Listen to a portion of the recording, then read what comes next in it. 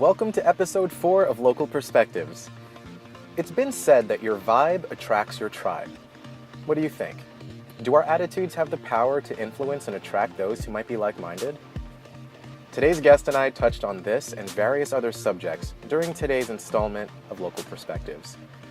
I'm proud to introduce local business owner Andres Guardiola. To know him is to love him, and his upbeat staff agrees. Andres and his wife Renee have been showered with love and support by the St. Augustine community. You'll get to hear about some incredible instances of this and some other fun topics during our conversation. I invite you to sit back, breathe deeply, and enjoy this local perspective. Andres Guardiola, welcome to Local Perspectives. Thank you for having me, Teddy. Appreciate you having me on, man. I'm super pumped. Yeah, I'm excited that we get a chance to do this. I remember kind of approaching you about this informally quite a while ago, and it's amazing that this is taken to fruition now. And yeah, for sure. It's really cool of you to let us use your food truck as a backdrop and like the landscaping, the marina, we got the boats. I mean, it's just Florida living. Mi casa, su casa, man. Thank you guys you. are always welcome here, for sure. Thank you so much. Yeah. Do you mind if we start with a quick improv game? Let's do it, man. Why not? It's called Crisis Situation, and I hope I do this right. It's just like a fun, lighthearted thing. There's no ice to break, but I think it's just like an interesting way to get the conversation started. Sounds good. So it's called Crisis Situation, and what happens is each of us, without telling each other, we're gonna think of an object and a problem, kind of like store that in the back of your mind. Let me know when you have the object and the problem, and then I'll tell you the next step. Okay. Yeah. Okay. So what's your object and your problem? My object is an airplane. Okay. And my problem is it's running out of gas. Running out of gas. Okay. Yeah. Cool. Or fuel, whatever you run an airplane, empty tank. Yeah. My object is a rock. And my problem is a mosquito bite. So what we do from here is I'm going to use my object to solve your problem and vice versa. So just get creative, don't overthink it. Okay. How would you, using the airplane, take care of my mosquito bite? Oh my gosh. I would use the airplane to take care of your mosquito bite. Your mosquito bite's a very nagging, kind of a annoying situation, so I would take you up high into the air, give you a couple of drinks, because alcohol when you're at that altitude will get you a lot more under the influence, and then you will be drunk so bad that you'll forget about your mosquito bite and you won't feel it anymore. Distraction. Okay. Yes, the distraction. There we go. That's about as creative I can get. There you go. That's exactly how it works. Okay, so you have an empty tank. I have a rock. Okay, so you have an empty tank. I didn't make it easy on you. Thankfully, you have just enough reserves that you don't know about to where I can put that rock in the tank and it's gonna like make the level go up. Raise it up, all right. So you can at least get to like Carmelo's. Okay. And fill up. All right. Sweet. Very well deal. done. Very well done. The ice has been broken. Not that there was any ice to begin with. Yes. But so I've enjoyed hearing Crave's origin story on my buddy Sandro's podcast, The Road Less Traveled. You know? Great podcast. Great podcast. He did such a nice job hitting a lot of those points that people can relate to when they're trying to start pursuing a dream. Yeah. And I found that we have some interesting parallels in our timelines that I didn't realize. Yeah. So, for example, how long have you lived in St. Augustine? Since 2005. Okay. So you moved here in 13 years or so. Yeah, I moved here to go to Flagler. Gotcha. Same. Yeah. Like moved here in 05. Yeah. I think we were in the same class when we were at Flagler. Maybe. Yeah. I started 05, I graduated 09. Okay. So, or maybe started 06. I don't remember. Yeah, so we totally like overlapped. I had no idea. Like I didn't meet you until, me neither. I'd seen you around, but I never met you until we opened Crave, Yeah, so I thought that was, I was like listening to the episode, I'm like, no way, really? That sounds... It's my long lost buddy right here, right? So 05 to 09, that's interesting. Yeah, so I started out in New York and then did my spring semester, my first semester here, and I was at Flagler till spring of 08, graduated in 08. So yeah, we definitely were like running in the same circles probably, which is funny. I just thought that was interesting. It is. Yeah. So something that I'm impressed by with your team, like you put together these beautiful dishes. The presentation's amazing. It's Thank like you. a beautiful color palette. It's vibrant. And I put my order in, like I go sit down, and before I know it, Teddy. Oh yeah. And I'm like, how do they do it? You know, like they have a system. So it's like a machine in there, bro. yeah. So as long as I'm not stepping into like trade secret territory. No, not at all. What not at all. What do you and your wife Renee do to streamline that process? It's taken years to do that, obviously. That's our bread and butter. Like we really I guess hone in on and really put a lot of emphasis and stress on what we like to call now, it sounds cheesy, but the 3 F's, which we like to say are fast, friendly, and fresh. So the 3 things that we have complete control of when we, serve our customers, when we bring food in, is the efficiency in which we get food out, which is the fastness, the freshness of the quality ingredients we get in, which we're in complete control of as far as like bringing in produce daily, making sure that produce doesn't sit for more than a day before you eat it, and then friendly, which is our huge service, staple is what we really like to do. But as far as to answer your question, the efficiency and the system that we've been able to streamline, it's taken a while to do that. We staff extra bodies than most places do in the back of the house. It costs a little more on our end as far as like having more people in the kitchen, but we figure we're a lunch place. We serve, we're serving food for 4 hours. So, Right. I mean, most people when they're on their lunch break, they get 30 minutes. They gotta get, clock out of work, drive to wherever they're going to. If it's Crave, great. They gotta drive here. They gotta park. They gotta get down, order their food, eat it, and get back to work in 30 minutes. So Right. if you're going lunch, you need to go hard and fast. So that's the way we view it.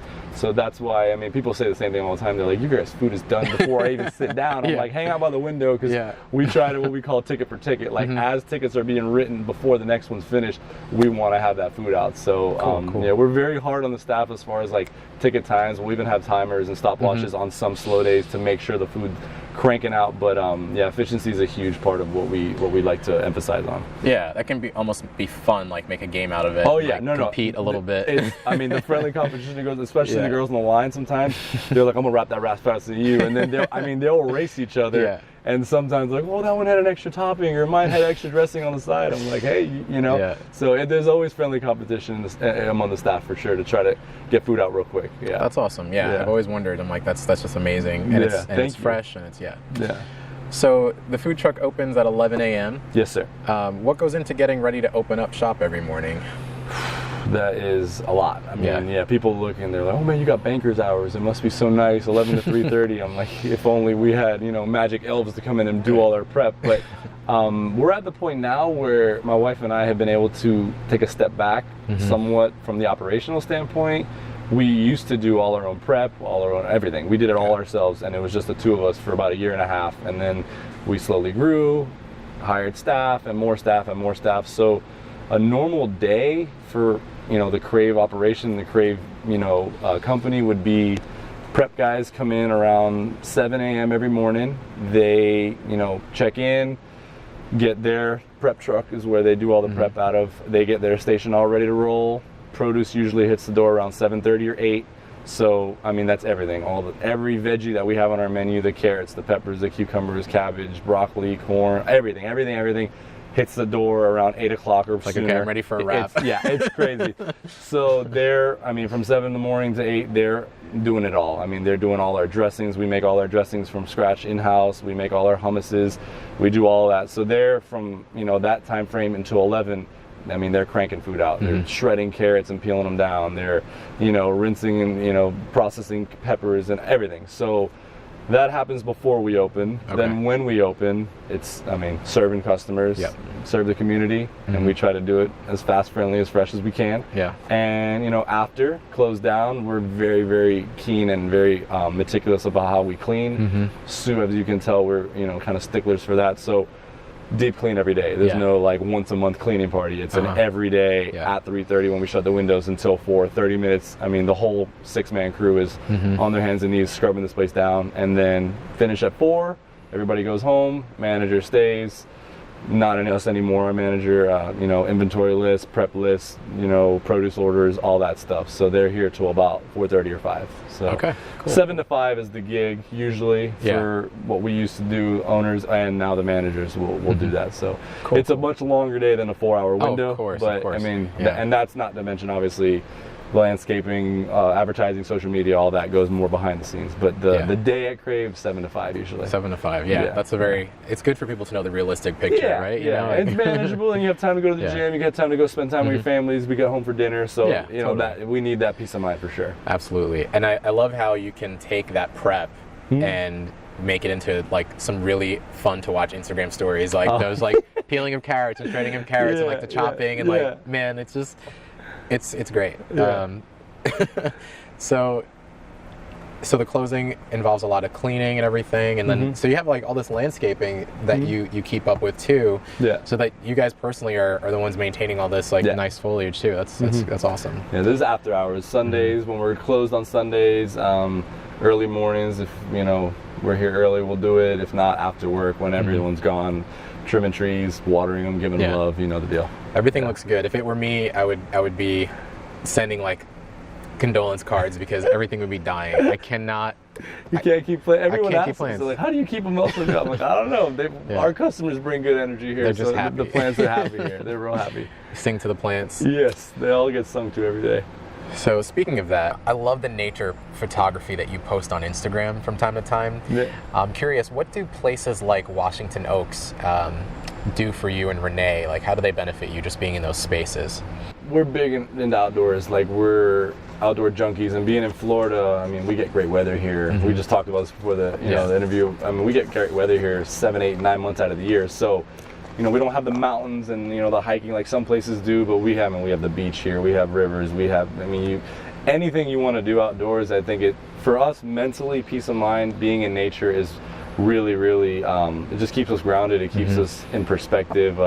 When we have a weird day, or we're feeling jaded, or we're stressed out, just go outside, take a scooter ride, go to the beach, walk around, go see the fort. Anywhere. Washington Oaks is such a good spot. Like anything that gets our mind like out of 4 walls and a roof and floor, like outdoors, it really it helps us, I guess, keep our like I said, peace of mind and keep us sane. So the great places that are around town are vital for sure. Totally. I actually have my cousin in town and his girl's from South Florida right now, and we were driving around today and we were talking about that, just this concept of like pausing and resetting, and how sometimes you get into a rut, into a routine, and it almost doesn't feel meaningful after a while. But once you go to, we have conservation areas all over the place. We have state parks, we have the beaches, and you go and you're just like in a green setting, and it just calms you down. It refreshes you, gives you a chance to really pause and think and get back to your roots. Get back to your roots, disconnect. Take your shoes off, and not your feet. Put your feet, sink your toes in the sand or whatever. You need it for sure. And it's, we live in a fast-paced world now, and like even if we're in a small town, but you being from New York, me being from Miami, it's not. You can't get any faster pace than that. So when you get, like you were talking about, the routine and the monotony of doing your everyday tasks, you get lost in that process, and sometimes you lose track of like, man, there's more to it than hustling at work or trying to pay the bills or trying to save money or do whatever. And that stuff it puts you back in perspective for sure. Totally. And it's funny because most of the time I find that it doesn't really cost anything to do that.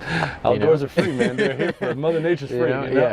Especially those conservation areas, you just pull up and you just get out of your car and you walk on. That's it. You know. You just exist out there. It's crazy. You just exist. Well said. I know you found a great deal of support here in our quaint community. Are there any remarkable experiences you want to share that maybe stood out that really touched you particularly? Just the reception that we've had from the community as far as since we've opened our windows, not doors because we don't have indoors, but since we've opened our food truck windows, it's been overwhelming. The town, I had lived here for a little while before going to school and whatnot, but didn't really know many people in the community, knew my schoolmates and faculty, etc. But the support we've received has been, over the top. It's been insane. People come and flocking. They love what we're doing. They love our energy. And they've been very, very we call them cravers because there's some hardcore fans, and it's been amazing. And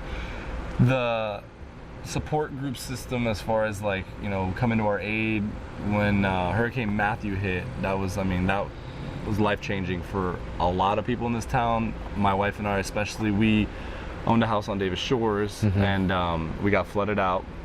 So we really didn't know, you know, what we had evacuated to Atlanta, where her family's from, and we brought the dogs and the cat. We got out of town because everyone was like, evacuate, go. Yeah, so we left, and we came back, didn't know what we were going to come home to. You know, our house had 3 feet of water through the whole thing. Much like a lot of people in town in Davis Shores. Especially and Davis Volano. Shores was like ground zero. Yeah, a lot of the neighborhoods around us where we lived were just, demolished. So we got back, and we had no idea what we were going to do. Like, we were just like, okay, so we have 2 businesses because we had the beach open at the time. We're like, we got to get our staffs back to work. We got to find a place to live because the house was uninhabitable. Yeah. And the amount of help and aid and support. We had to literally like tell people to go home because we had so much like outpouring of like friends and you know, customers and coworkers, and it was insane. So like that kind of stuff made me realize, man, this town it's neat. Everyone says, oh, I love my town, I love it, but this town has such a tight knit, and even people that you would consider like, you know, competitors in your business or whatnot came to aid, and it was overwhelming for sure. And it's still like surreal to relive that whole thing because it all happened so fast, and you know, things were going a million miles an hour. But to stop and reflect on that experience, it just made me really have like a huge soft spot for this community and for, you know, the people that we've gotten close to around here. It was awesome. That has been such a common thread in conversations I've had with a variety of people, just how these hurricanes we've had these last couple of years, and I'm sure the ones that have come several years ago before our nice stretch of 30 years without one. Yeah, it's crazy. Like it brings out the best in people. It does. Even someone that you'd consider a so-called competitor, none of that matters. Doesn't matter at a time like that because it's an equalizing, right? We're all human beings with families, people we care about. But yeah, thank you for sharing that. That's just a good reminder that. And it was, like I said, it was heavy, and just having that happen to us so directly, like you see things on the news all the time, like oh, this family, you know, in the Midwest got demolished by a tornado, this earthquake here, hurricane here, and you just, you know, scale through it. You're like, oh man, that stinks for them, poor people. Then it happens to you personally, or people you know, friends and family. It's like, whoa, it really puts things in perspective, and it really makes you take a step back, and it makes everything seem so mundane and just like petty and minuscule of things you complain about before, because it's like, whoa, that stuff, it kind of rearranged our perspective and our thought process in a lot of things after that storm. It was nuts, but yeah, very grateful for the support we received from the community for sure. Yeah, and I have to say I appreciate that. I had no idea that you guys were in Davis Shores and dealing with that kind of flooding. You guys wear such like smiles and brave face to the world. You don't wear it, you know what I mean? Like I'm sure there were some painful moments there. But it was crazy. I think it would have been like, I think a lot of us would have been none the wiser, and I think that's it's important to be able to do that. Not everybody's hardwired that way, and that's okay, but I find that to be impressive that you're able to like, hey, you know what, we have clients that are depending on us in a business, and we had like at that point like 17 employees need to get back to work. We had several close friends, you know, Mark Bailey and Amy, and you know, my friend Bobby and his family, like they put us up in their houses because we were without a rental for about a month and a half. So I mean, we were kind of living out of our car for a while in different places. We were kind of couch surfing for and we're like, we got to get our staff back to work, so we'll deal with the house stuff later. We let the animals stay in Atlanta for a while. We're like, when we get our rental situated, we'll go back. But you know, we had to get back to work, and the pour of you know, the inundation of all the customers coming back once we reopened, it was crazy. I mean, it brought us to tears like throughout that whole week. It was heavy. It was crazy, but good experience. Yeah, that's amazing. You know, it's funny because Amy, I credit her with introducing me to this place by way of her blog. The Funky Pork. And she did like an interview with you, video interview, and I remember I was with, it was my friends Morgan, Courtney, I think the 3 of us, we were down here one Wednesday night, and I was like, I gotta find this place. Like, where is it? It's somewhere in Liberia. And we were like driving, like we drove like way down. And it was after hours, and I didn't know the hours. And we're driving, we're like, man, where is it? Okay, I don't know.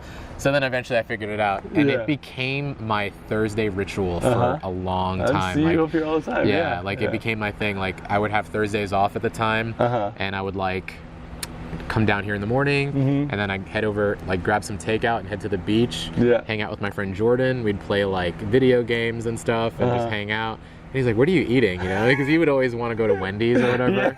And I would always roll in with This this is fast food, but it's healthy fast food. You know what I mean? But it was just such a I don't know, such a distinct period. And I like a routine, so I was glad I was able to. Oh yeah, I'm very regimented too. At that time to be able same to place, same time. I know where I'm going for lunch on Thursday. Oh yeah, you're gonna hit some Crave for sure. You know, I really appreciate the positive attitude that you and Renee have, and it seems like it attracts people who are like-minded. Your staff, they're vibrant, energetic people. They're having a good time. You know, what do you do to attract that kind of talent? Is it subconscious, or do you have like a process where you try to actually specifically seek those people out? They say what your vibe attracts your tribe. We don't really when we put out job applications and stuff, we're not like, oh, you have to be good-natured, energetic. We promote that we're hiring, and those are the kind of people that come and apply. It's literally like we have a very specific way we do things here, and anyone that's been with us more than a week will tell us you guys run your place very differently than any restaurant or any food place or any other business period that they've worked at. And we've been in the restaurant industry our whole lives. As far as Renee and I, we've both been working since we were in our early teens in the food service industry in some capacity. So we've dealt with any sort of type of manager, owner, authority, and we're always just like, man, we don't want our staff the day we open our place, because we had dreamt this up, and we're like, we don't want to treat our staff the way that we had been treated in the past. We want to make sure that our staff feels, appreciated, empowered, and they have a positive, happy, fun place to work. Because if you're not happy at work, it doesn't matter what you're doing, how good you're not going to perform well. That's just what it is. You can be, the cream of the crop at anything. If you're not enjoying what you're doing, it's going to be a job, and it's going to be hard work. So we want to basically just, let our staff feel that love, feel that energy, and they reciprocate it. And we don't really get any, Debbie Downers or negative people even apply. And the ones that do and work, they're in and out in a couple weeks, because they're just like, man, y'all are too upbeat for me. I'm out. And we're like, hey, I love you guys, but not to work here. Something's not right if that doesn't energize you. Yeah, it's what I'm saying. And it's like that should totally energize you and fuel you. And they love to come to work. And I've never really been around people that love their job. And they come here and they're bummed when they got to go home. They're like, dancing. Like, all right, you guys got to go. Get out of here. I need to do payroll. And then they're like, they want to hang all day. And our staff, we love our staff. They're family. They all are, and they know that. So it's fun. It's really, we love coming to work. We've been doing this 5 years, every day. And I wake up in the morning, I look forward to the gym, I look forward to coming to work every day. I can't wait to come here and work, and see our customers, see the staff. It's a great time. That's a blessing. And I do find this place to be like an oasis of sorts. There have been a lot of different circumstances where I've come here and the AC in my car broke or something happened, and I'm just like, okay, I can just kind of forget about that for a minute and come here and hang out, have something cold in the forest. Hang out in the forest. Well, cool, man. So I appreciate that. So I'm glad that you guys, like you said, your vibe attracts your tribe. I like that. And so something that I respect about you, in addition to that, your positive attitude, is your commitment to just a healthy lifestyle overall. I know you have a personal training background, so why do you feel that challenging yourself athletically is important, would you say? I think that all comes down to just discipline. You know what I mean? It's way easier to eat garbage junk food, sit on the couch, be inactive. That is the easier road. I think the discipline involved in any athlete. I grew up playing sports. I grew up with 3 brothers, my dad, and all his 4 brothers. A bunch of athletes. So we grew up with a soccer ball, basketball, on a pull-up bar. We grew up active. So that's been ingrained in me since I was born. I attribute that to my parents. My mom's a huge yogi. My dad's a jock. So it's we have that ingrained in our DNA. And I think, being active and the discipline involved in, nobody, even if you love going to work out, not every day everyone wants to go to the gym or everyone wants to go for a run or whatever everyone wants to go do. You have to discipline, you have to sacrifice to make that commitment. And I think the discipline involved in that, especially when you try to get to not an elite level to go play professional sports, but an elite level of your fitness, you have to push yourself, you have to sacrifice, you have to train hard, you have to diet and eat well. So that discipline, I think, translates to anything you do in life, whether it's business, whether it's your relationships, whether it's anything. I think personally, the discipline involved in, a healthy lifestyle and staying active and fitness and etc., that translates especially to our line of work because, running a business is a lot of hard work. It's a lot of sacrifice, and you have to be very disciplined. So totally, I think it goes hand in hand, and it's made the challenges and the rigors of running a business seem pretty easy as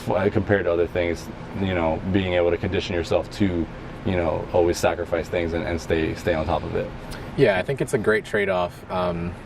That family member who I have in town, he's a single dad of 2 girls, and he said that he feels like he's a better dad when he, even once or twice a week, when he just takes that time for himself, because then it energizes you to tackle life's different challenges and expectations and demands, responsibilities. And that's not even to mention the way it makes you feel. The energy you get when you're active and you're eating good, it's like you're on a high all day long. Yeah. It's crazy, you know what I mean? Like, I try to tell people, I'm like, man, they're like, why do you work out so much? Aren't you tired all day? I'm like, I got so much energy. Like my goal every day literally is to try to wear myself out as much as possible so I can pass out at 9, 10 o'clock at night. Like my wife's always like, dude, you were like plugged into the wall all day like an Energizer bunny, because I get out of bed and I'm off the bed like bouncing off the walls. So yeah, you it just feeds your energy. You're always pumped. It's fun. I remember when Sandro had you on his podcast, The Road Less Traveled, you said something that stuck in my mind about food being medicine. I really appreciate that point. It's like you're putting something in your body, right? It's going to have a direct effect, whether positive or negative. Because I think a lot of times we have a hot meal and we feel like taking a nap afterward. Oh yeah. Whatever you ingest has a direct effect not only on your mood, but on the way you look, on the way you feel, on the way you perform, on everything. So why not eat healthy, Those raw veggies, like nothing.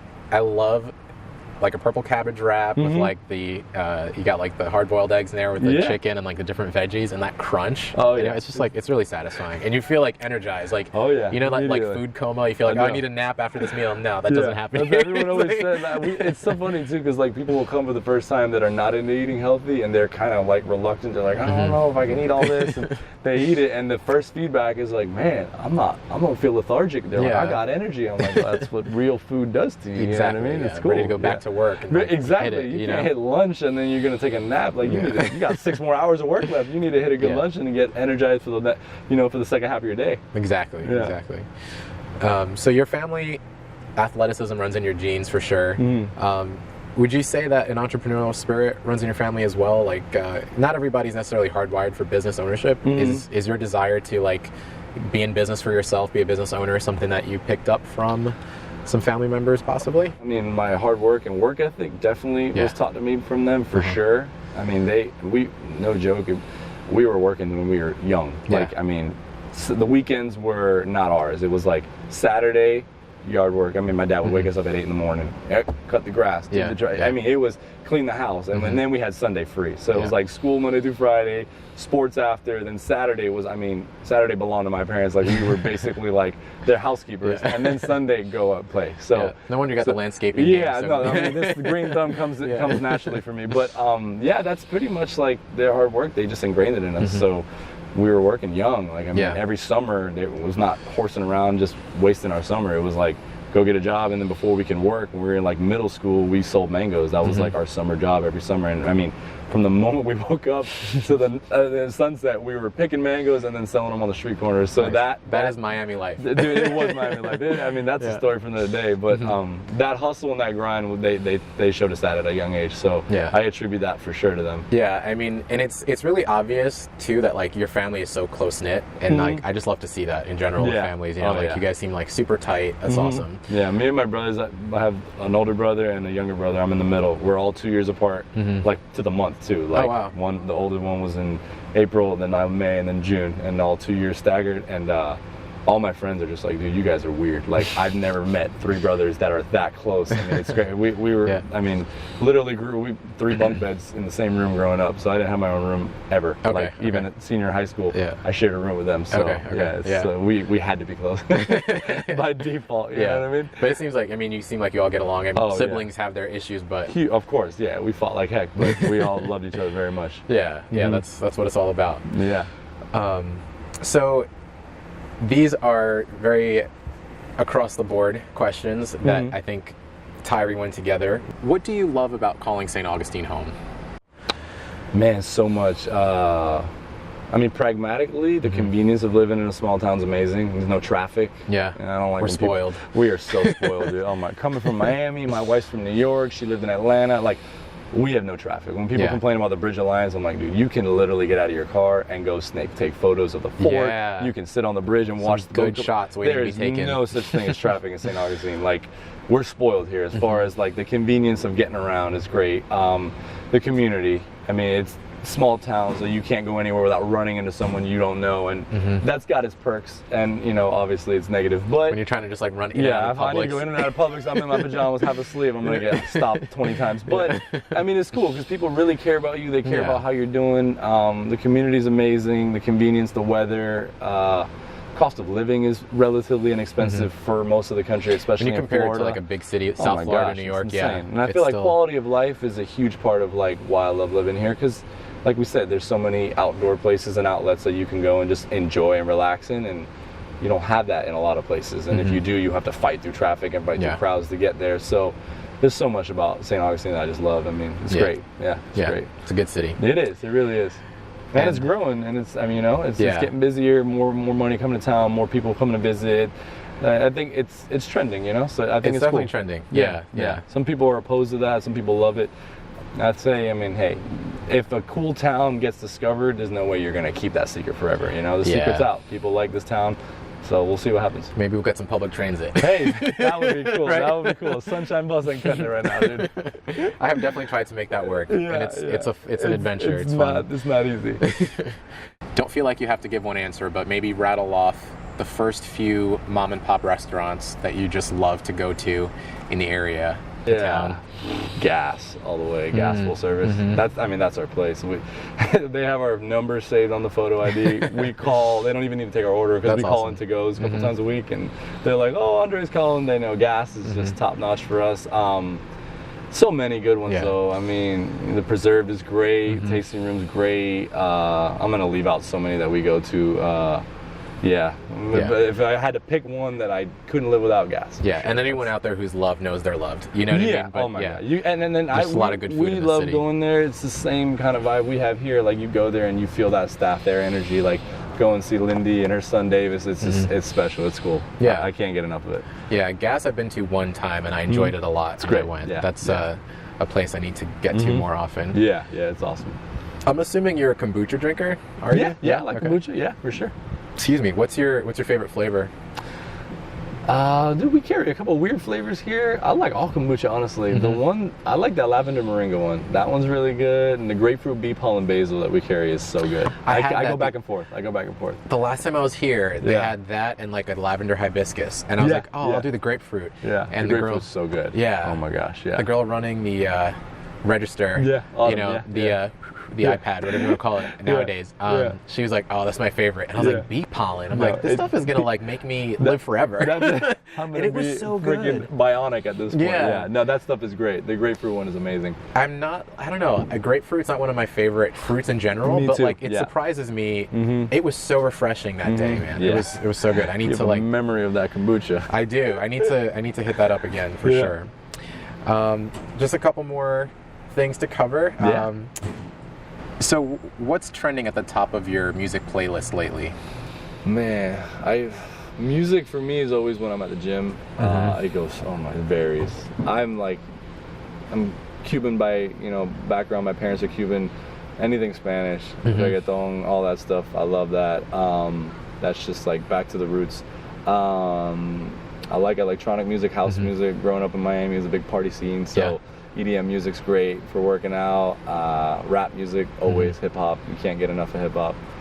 I go heavy rock once in a while when I'm feeling real low energy and I need that extra, aggression to get out. But Spanish music, rap, anything like that. Yeah. It's amazing how something with a tempo can keep you going at the gym versus like a silent workout. Oh yeah. I have a hard time. Yeah. If I'm training with a buddy, I don't need the headphones because we're going. But if I'm by myself, oh my God, blast and full volume, like gotta get in the zone. Yeah. Makes such a big It difference. does. Yeah. I mean, they say like workout supplements give you a couple extra reps on like headphones, and It music does. gives you more extra reps. It Like, really does, man. I can tell you, I can pinpoint this certain like phrase in "Bang My Head" by Sia Yeah. on David Guetta's album, where once that part comes up, I'm running, I'm sprinting, going nuts, I'm right? going Yeah, crazy, yeah. and then it's over, and I'm like, okay, back to normal. Like, I'll it's, even sometimes when I get like burned out of my music, I'll go on YouTube and I'll listen to like 10-minute little motivational like voiceovers of like celebrities or like athletes or whatever, and a lot of them are like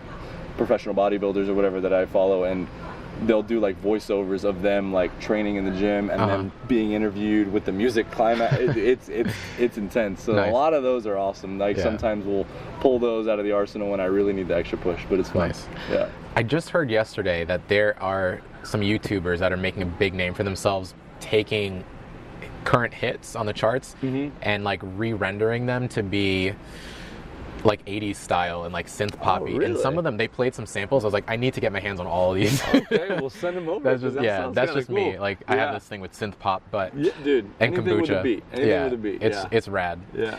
So I just want to acknowledge you, man, because you have this positive attitude. You're super hospitable. You and Renee, the way you approach this business and the community, and it definitely is reciprocated. People just love this place so much. Thank you. And just like you guys have a way of brightening people's days. So I just want to acknowledge you both for that. Hearing that's Super awesome because that's what we strive for. So it's an honor to be able to get to do that every day. And absolutely. yeah, it's wonderful.